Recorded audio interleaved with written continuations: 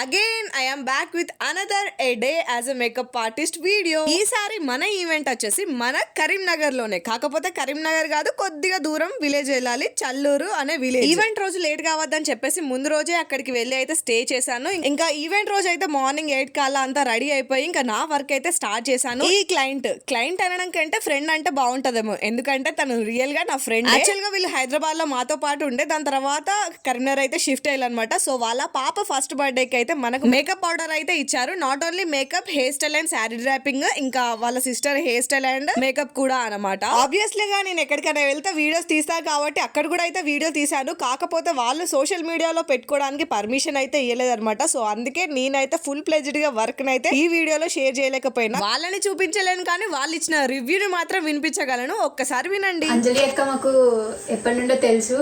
ఆ అక్క ఇన్స్టాలో పేజ్ చూసి చాలా బాగా చేస్తుంది మేకప్ అనేసి ట్రై చేపిద్దాం అనేసి ఒకసారి పిలిచినాం.